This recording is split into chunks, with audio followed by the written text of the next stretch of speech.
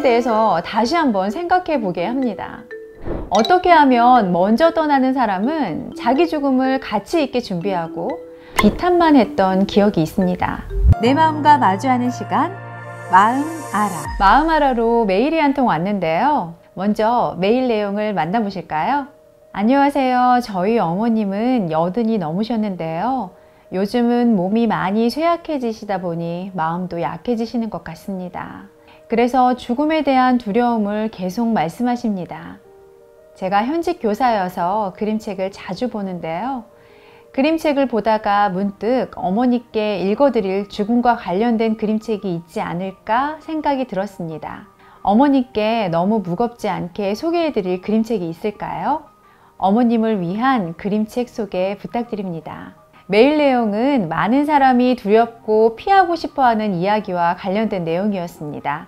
메일을 읽으면서 저도 저희 부모님이 생각이 났습니다. 제가 처음 경험하게 된 사랑하는 사람의 죽음은 할머니의 죽음이었습니다. 저는 할머니의 죽음을 어떻게 수용해야 할 줄 몰라서 계속 비탄만 했던 기억이 있습니다. 어떻게 하면 먼저 떠나는 사람은 자기 죽음을 가치 있게 준비하고 사랑하는 사람을 보내는 이는 고인의 죽음을 의미 있게 수용할 수 있을까요? 제가 강의하는 주제 중 의미 있어 하는 내용이기도 해서 이것에 대한 답을 오늘 그림책 2편에 담아서 소개해 보도록 하겠습니다. 먼저 죽음을 준비하는 이를 위한 그림책입니다. 바로 여행 가는 날인데요. 그림책에서 말하는 여행은 하늘나라로 가는 여행을 뜻합니다. 조용하던 할아버지 집에 손님이 찾아옵니다. 할아버지는 손님을 반갑게 맞이하죠. 손님은 할아버지가 여행 가는 길을 잃어버리지 않도록 도와주러 왔습니다. 우리 정서로 생각해보면 저승사자라고 볼 수 있기도 하겠네요. 할아버지는 장롱 밑에 모아둔 동전으로 노잣돈을 준비하고 여행 가는 길에 간식으로 먹을 달걀을 삶습니다. 여행지에 도착하면 아내가 마중 나올 거라는 손님의 말에 할아버지는 설레는 마음으로 수염을 깎고 목욕도 하고 묵은 때도 벗겨냅니다.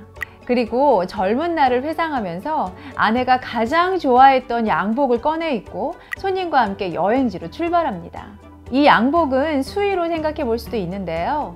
우리의 머릿속에 있는 삼배나 광목 소재의 수의가 아니라 자신이 가장 의미 있던 옷을 입고 하늘나라로 여행을 떠나는 모습은 수위에 대해서 다시 한번 생각해 보게 합니다. 할아버지가 여행 떠나는 날 날씨는 구름 한 점 없이 여행 가기 딱 좋은 날입니다. 마지막에 손님은 할아버지에게 여행 가는 길이 슬프지 않냐고 묻습니다. 할아버지는 슬픔 대신에 미안함을 말하는데요.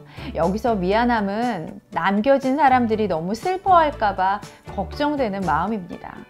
이 그림책은 할아버지가 죽음을 담대하게 준비하는 모습을 유쾌하게 표현하고 있습니다.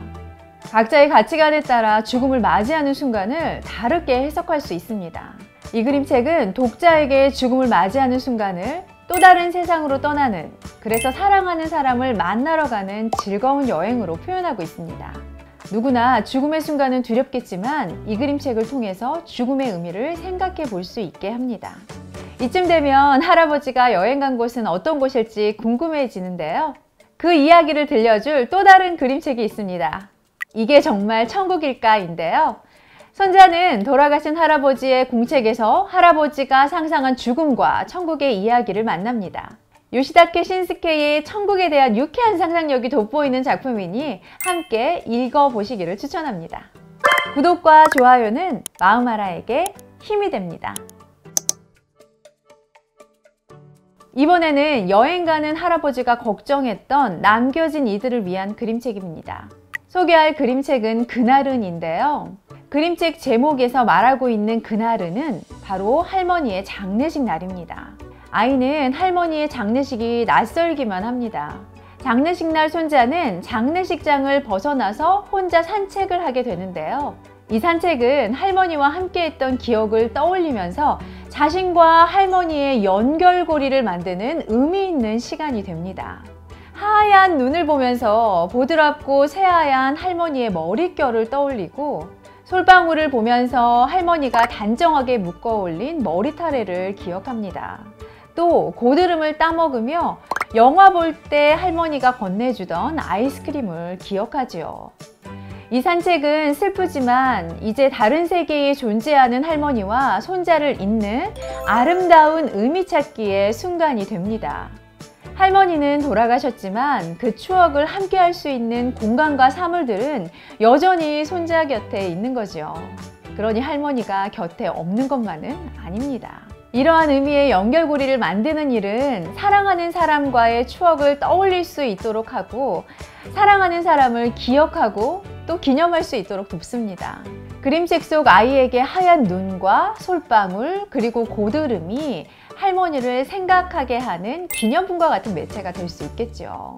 또 우리의 삶이 유한하고 소중하다고 생각하면서 남은 삶을 열심히 살아갈 수 있도록 하는 의미 있는 변화의 발판이 되기도 합니다. 사실 사랑하는 사람을 먼저 하늘로 보내고 나면 너무나도 고통스럽고 그 상황을 바꿀 수 없이 그냥 수용만 해야 한다는 사실에 무력해지게 되는데요. 그 순간 남겨진 자가 할 수 있는 일은 그림책 속 아이처럼 연결고리를 만들면서 그 죽음의 의미 찾기를 하는 일입니다. 이때 우리는 그 큰 슬픔에서 빠져나오고 한 걸음 앞으로 나아갈 수 있게 됩니다. 죽음을 가까이 하고 있는 사람들도 또 소중한 사람을 먼저 하늘로 보내야 하는 사람들도 꼭 기억했으면 좋겠습니다. 너무 비탄만 하지 말고 함께하고 있었던 추억들에서 의미 찾기를 하면서 절대 끝이 아니라 서로의 연결고리들로 여전히 함께하고 있다는 사실을 말입니다. 오늘 소개해드린 두 권의 그림책을 깊이 만나보시며 죽음에 대해 생각해 볼 수 있는 시간이 되었으면 좋겠습니다. 마음알아와 함께하세요. 마음알아가 당신의 마음을 알아드립니다.